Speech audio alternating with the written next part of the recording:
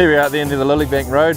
This is the second of my valley reviews in the Mackenzie Basin. We're in the Tekapo area at the moment. So we've got the Macauley Valley up here to my left and the Godley Valley that goes up behind me there. We're going to run this over a two-part series. We'll head on up the Macauley first and have a bit of a look around and stay the night in the Macauley hut, and we'll see what we see. Really the only target species in this country is Tahr. There's a very odd chamois that sort of scoot around this sort of area, but she's predominantly Tahr country up here, so we'll head on up and have a look. There's a couple of things I just want to go over. To access both these valleys you need to cross the Macauley River just down below me here, and it can be very prone to flooding and that sort of thing really quickly, so you just have to take extra care. Basically, if you can't see the bottom or the river looks high, don't even bother crossing it. This river's been taken many vehicles over its time. And just the other thing, as you access up these valleys, you cross through private land up through Lilybank Station. So just as you should know, utmost respect for the landowner and his farming practices. So yeah, we'll head on up there.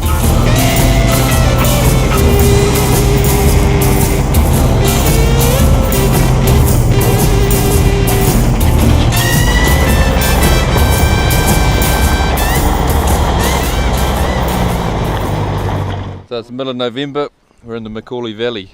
We're just going to head on up to the hut for a couple of nights. Hopefully we don't run into too many people up there. We've actually got some nice weather at the moment, but she's supposed to turn northwest and get ugly. Shane's come along from Aussie. G'day, how you going? That sounded a bit Aussie, mate. Stephen's from the dirty Waikato. And we all know Scotty and that dirty moustache.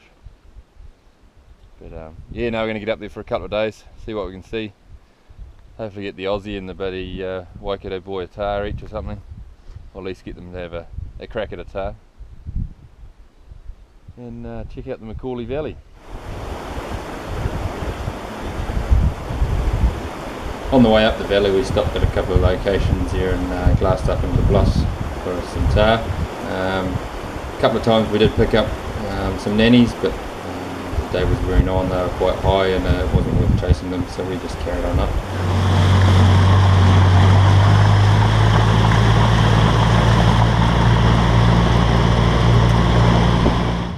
So that's the Macauley hut there. Obviously when you come to a really famous well-known hut like this, you end up with the same problem with having obviously a lot of people turn up. If you're not sharing a hut with too many people, then it's not the place you want to come, but I definitely recommend coming here just to check it out at some stage. She's a good wee spot.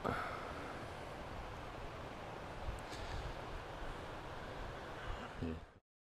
So fortunately for us, we actually shared the hut with a bunch of good buggers who all had the same interest as we did, so it was actually quite a good night there, the first night in the hut.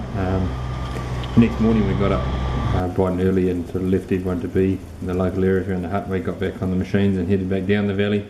Headed up to a branch off the Macauley called the Northeast Gorge. Yeah. So it's going to go and check out what there is up here today. Beautiful valley. Find our way up there and see what we can see. We might end up sidling our way up that face there and go and have a look for some animals, but we'll see what comes of it. Weather forecast is actually supposed to be raining today, so old Jim Hickey's got it wrong again.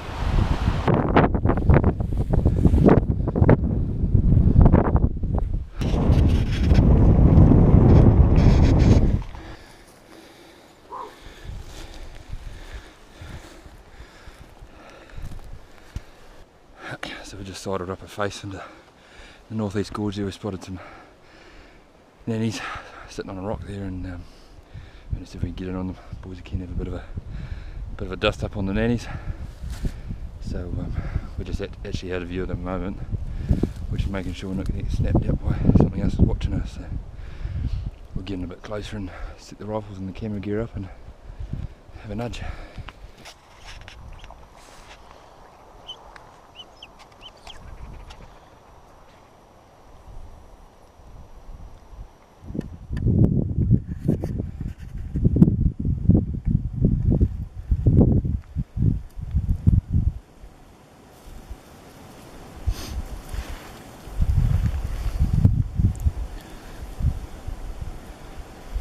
Really, Stephen?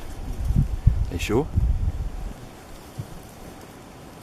Just wait, Shane, get ready, hurry up.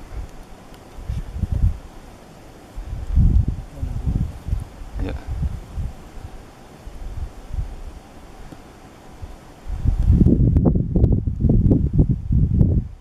Yeah, away you go.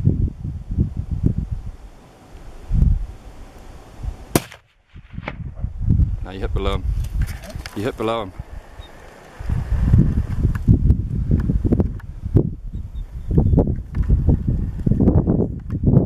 Just start smoking. So after a fairly average display of shooting from our out of town friends, we did end up putting a couple of nice meat animals on the deck. It was a first for the boys, so they are more than happy with the results. He's just a midget bull. Dwarf disease.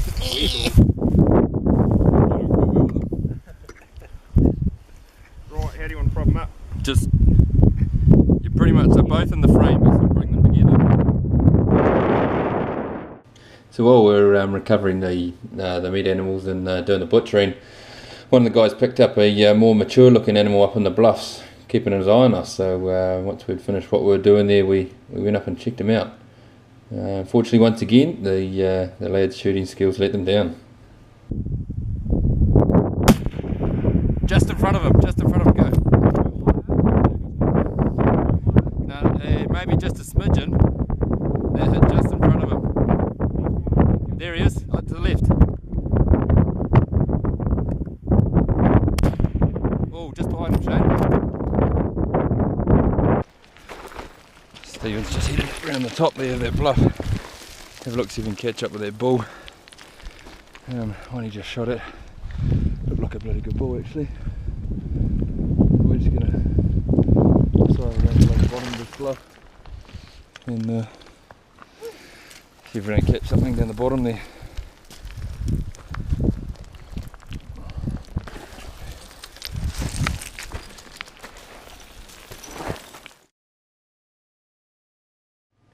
So once we had a good look around the corner there and realised the mob of tahr were all gone, we gathered up our gear and all our meat bits and pieces and took the easy track down and headed back out to the machines and get back to the hut for the night.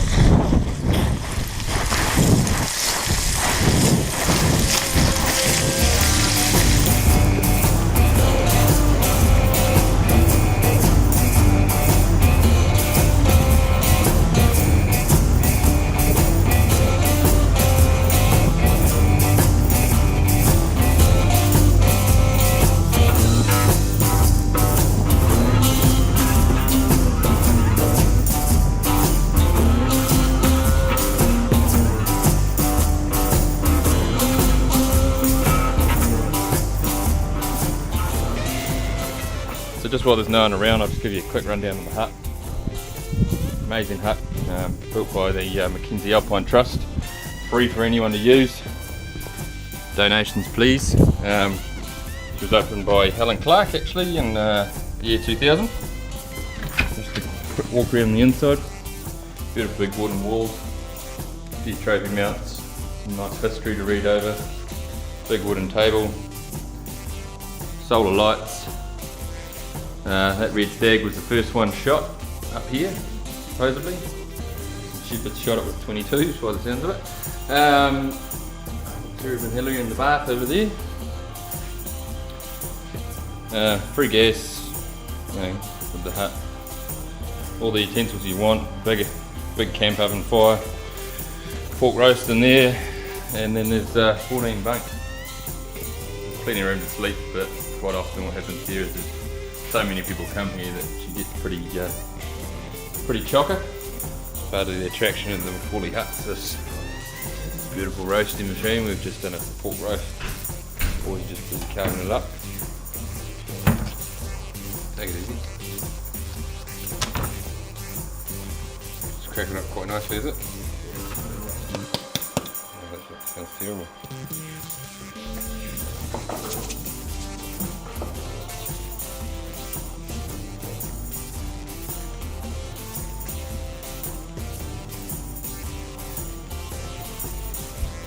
After a day on the hill, a big feed and a hot bath, we turned in for the night.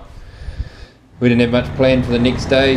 We sort of just decided to ride down the valley and do a bit of glassing. We managed to pick up a few nannies amongst the bluffs up high again. We actually had the fishing rods with us, so we stopped for a wee spot of fishing down lower in the Macauley River. So that's basically the Macauley Valley. Put it on your to-do list and check it out.